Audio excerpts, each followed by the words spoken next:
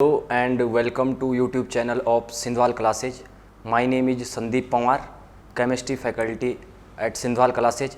आज जो हम टॉपिक पढ़ने वाले हैं वो टॉपिक है मेरे पास ऑर्गेनिक केमिस्ट्री से रिलेटेड एक बहुत ही फंडामेंटल और बहुत ही बेसिक टॉपिक जो हमने उठाया है। टॉपिक का नाम है, जैसे कि बोर्ड पे मेंशन है, general organic chemistry. In short जो हम इसको बोलते हैं जीआईसी बोला जाता है जी, जनरल ऑर्गेनिक केमिस्ट्री। अब समझना, कोई स्टूडेंट अगर मेरे से पूछे कि सर आप क्या करिए, जनरल ऑर्गेनिक केमिस्ट्री को एक वर्ड में डिफाइन कर दीजिए। आप क्या करिए, जनरल ऑर्गेनिक केमिस्ट्री को एक वर्ड में डिफाइन कर दीजिए, तो मैं सिंपल उसके लिए बोलूँगा कि ये आत्मा ऑफ ऑर्गेनिक केमिस्ट्री है, ऑर्गेनिक केमिस्ट्री की आत्मा है जी। तो आप इस वर्ड से इस टॉपिक की इंपॉर्टेंस को समझ सकते हैं। शुरुआत करता हूं जनरल ऑर्गेनिक केमिस्ट्री। स्टूडेंट्स, होता क्या है कि 9th 10th में जब आप, या 11th 12th में जब आप कोई भी केमिकल रिएक्शंस एक लिखते हैं, तो केमिकल रिएक्शन आप कैसे लिखते हैं कि एरो के जो एक साइड होता है, एरो की एक साइड होता है मेरे पास रिएक्टेंट, एंड एरो के जो दूसरी साइड होता है वो होता है प्रोडक्ट। रिएक्टेंट एरो की लेफ्ट हैंड साइड होता है और प्रोडक्ट जो होता है एरो की वो राइट हैंड साइड पर होता है, राइट हैंड साइड पर प्रोडक्ट होता है। इससे हमारे पास क्या होता है कि अगर आप किसी रिएक्शन के बारे में, कि कोई रिएक्शन किस पाथ के थ्रू गई, कोई भी ऑर्गेनिक रिएक्शन किस पाथ के थ्रू गई, कौन सी मैकेनिज्म को इस रिएक्शन ने फॉलो किया, अगर आप इस कॉन्सेप्ट से देखना चाहेंगे तो ये कॉन्सेप्ट जो है काफी नहीं है। इसका मतलब ऑर्गेनिक रिएक्शंस को जानने के लिए, ऑर्गेनिक रिएक्शन को समझने के लिए हमें जो है इस रिएक्शन का एक डिटेल्ड ओवरव्यू पता होना चाहिए। स्टूडेंट्स, इसी डिटेल्ड ओवरव्यू को हम पढ़ते हैं जनरल ऑर्गेनिक केमिस्ट्री के अंदर। अगर आपसे बात करी जाए, जो रिएक्टेंट होता है, हम डिटेल ओवरव्यू करने वाले इस रिएक्शन का, तो आपसे अगर बात करी जाए कि रिएक्टेंट जो होता है मेरे पास, वो रिएक्टेंट मेरे पास दो पार्ट से मिलकर बनता है। रिएक्टेंट के पास दो पार्ट होते हैं। पार्ट नंबर फर्स्ट होता है दैट इज सबस्ट्रेट, जो मैंने यहां पर लिखा हुआ है। पार्ट नंबर फर्स्ट होता है substrate, and part number second जो मेरे पास होता है दैट इज अटैकिंग रिएजेंट्स। ये दोनों सबस्ट्रेट और अटैकिंग रिएजेंट मिलकर मेरे पास रिएक्टेंट का फॉर्मेशन करते हैं, रिएक्टेंट का फॉर्मेशन करते हैं। जब आप एग्जाम में कोई भी ऑर्गेनिक की रिएक्शंस देखेंगे तो ऑर्गेनिक की रिएक्शंस आपको इसी तरीके से लिखी हुई मिलेगी। आप में उसको अटैकिंग रिएजेंट, सबस्ट्रेट, ये सारी चीजें पहचाननी पड़ेंगी। तो सबसे पहले क्या होगा, सबस्ट्रेट होगा, देन अटैकिंग रिएजेंट होगा, उसके बाद एरो होता है जी। एरो के ऊपर मेरे पास क्या होता है, या तो सॉल्वेंट रखा हुआ रहता है, सॉल्वेंट रखा हुआ रहता है। कितनी रिएक्शंस में आप लिखते हैं यूनिवर्सल सॉल्वेंट, वाटर लिखा हुआ है,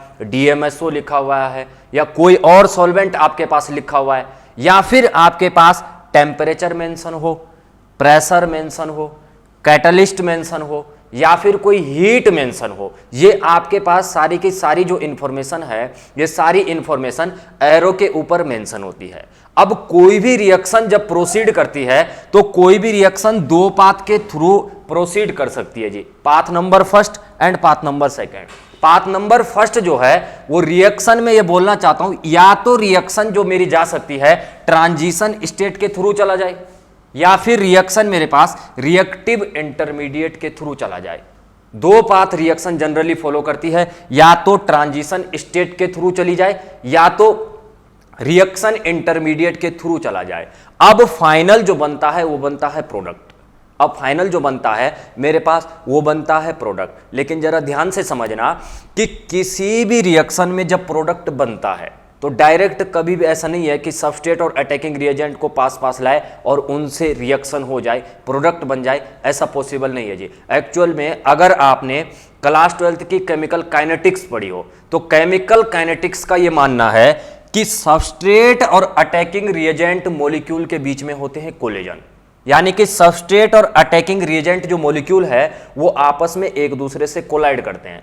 अगर कोलाइड करेंगे तो कोलिजन से मेरे पास होता क्या है, कोलिजन से ओल्ड बॉन्ड की ब्रेकिंग होती है, यानी पुराने जो बॉन्ड थे वो पुराने बॉन्ड टूटेंगे। जब पुराने बॉन्ड टूटेंगे तभी जाकर नए बॉन्ड का फॉर्मेशन होगा, तभी मेरे पास क्या होगा, न्यू बॉन्ड फॉर्म होगा। एक एग्जाम्पल से कंसिडर करिएगा कि एक एग्जाम्पल है, ये रिएक्शन आपने सबने पढ़ी हुई H2 प्लस Cl2 और बनेगा मेरे पास in the presence of light 2HCl।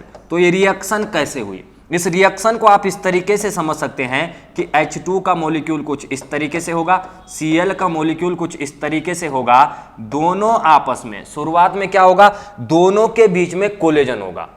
अगर दोनों के बीच में कोलिजन होगा तो ये वाले बॉन्ड ब्रेक करेंगे, ओल्ड बॉन्ड की ब्रेकिंग होगी, ओल्ड बॉन्ड की ब्रेकिंग होगी तो न्यू बॉन्ड का फॉर्मेशन होगा, 2HCl मॉलिक्यूल बनेंगे।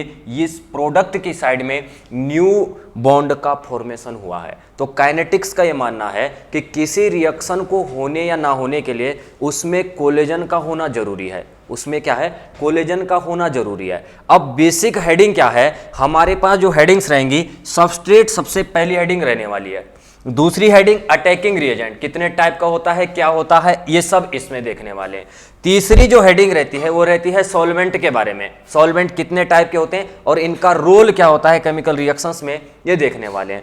फोर्थ जो हेडिंग मेरे पास होती है that is transition state. Transition state क्या होती है, कैसे काम करती है, कैसे बनती है, कब बनेगी, कब नहीं बनेगी, ये आपको फोर्थ हेडिंग में देखने को मिलेगा। One of the most important heading reaction intermediate, वो फिफ्थ हेडिंग रहने वाली है। तो 5 हमारे पास हेडिंग्स रहेंगी जो हम जनरल ऑर्गेनिक केमिस्ट्री के अंदर डिस्कस करते हैं। जरा एक बेसिक आइडिया, अगर मैं आपको सबस्ट्रेट का बेसिक आइडिया दूं कि सबस्ट्रेट क्या होता है, तो सबसे सिंपल लैंग्वेज में अगर आपको सबस्ट्रेट बताऊं कि सबस्ट्रेट होता क्या है, सबस्ट्रेट आप उसे बोलेंगे जहां पर अनइक्वल इलेक्ट्रॉन की डेंसिटी हो।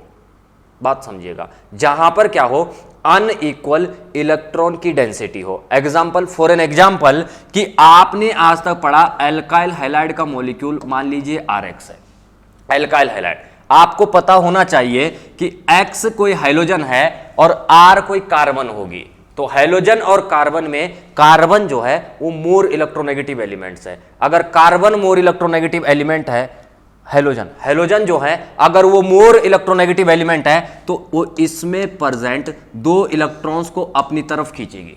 यस, इसमें प्रेजेंट अपनी 2 जो इलेक्ट्रॉन है, इन 2 इलेक्ट्रॉन को अपनी तरफ खींचेगी। अगर अपनी तरफ खींचेगी तो हाइड्रोजन के ऊपर चार्ज आएगा पार्शियल नेगेटिव और इसके ऊपर आएगा पार्शियल पॉजिटिव।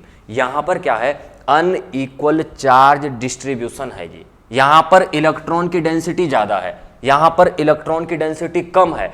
तो हमें करना क्या है कि सबस्ट्रेट के अंदर इलेक्ट्रॉन की डेंसिटी का पता करना है, सबस्ट्रेट के अंदर कि कहां पर इलेक्ट्रॉन की डेंसिटी ज्यादा है, कहां पर इलेक्ट्रॉन की डेंसिटी कम है।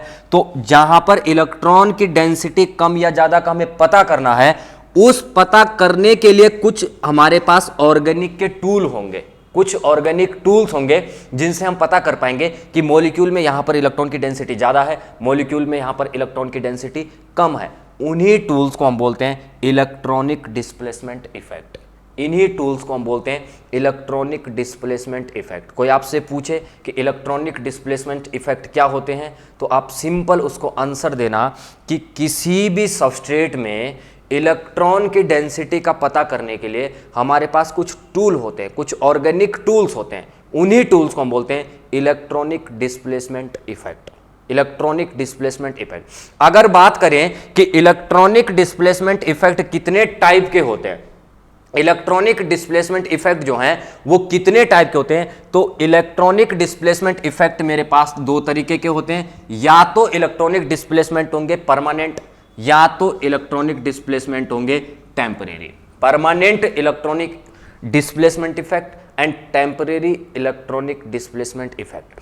परमानेंट, जैसा कि नाम बता रहा है परमानेंट, यानी ये क्या होंगे, मॉलिक्यूल में हमेशा प्रेजेंट होंगे। एक तरीके से इनको बोल सकता हूं कि ये एक तरीके से एकदम सदाबहार है। ये क्या होंगे, always present in molecule, molecule के अंदर हमेशा प्रेजेंट होंगे ये वाले इफेक्ट। परमानेंट इलेक्ट्रॉनिक इफेक्ट कौन कौन से होते हैं, जिनमें इंडक्टिव इफेक्ट पहला है, रेजोनेंस दूसरा है, तीसरा मेरे पास है मीजोमेरिक इफेक्ट एंड चौथा है हाइपर कॉन्जुगेशन। चौथा जो इफेक्ट है वो है हाइपर कॉन्जुगेशन। टेम्परेरी इफेक्ट नाम ही बता रहा है, कभी मॉलिक्यूल में रहेंगे, कभी मॉलिक्यूल में नहीं रहेंगे। उनमें आपको एक इलेक्ट्रॉनिक इफेक्ट पढ़ना है, इलेक्ट्रोमेरिक इफेक्ट। ये इतने सारे के सारे इफेक्ट आपको पढ़ने हैं, इन्हीं को हम बोलते हैं इलेक्ट्रॉनिक डिस्प्लेसमेंट इफेक्ट। स्टूडेंट्स, दिमाग में सवाल ये आ रहा होगा कि सवाल यहां पर लिखा हुआ है कि आपने सुना होगा अलग अलग रिएक्शन का जो रेट है वो अलग अलग क्यों होता है। ध्यान दीजिएगा कि डिफरेंट रिएक्शन का जो रेट है वो डिफरेंट क्यों आता है। इसका सिंपल सा जवाब है कि अगर आप केमिकल काइनेटिक्स के हिसाब से देखें तो अलग अलग जो मॉलिक्यूल हैं, डिफरेंट कोई भी मॉलिक्यूल डिफरेंट अगर मॉलिक्यूल हैं तो डिफरेंट मॉलिक्यूल के पास हमारे पास बॉन्ड डिसोसिएशन एनर्जी, ये जो हमारे पास बॉन्ड डिसोसिएशन जो एनर्जी है हर किसी मॉलिक्यूल की अलग अलग होती है।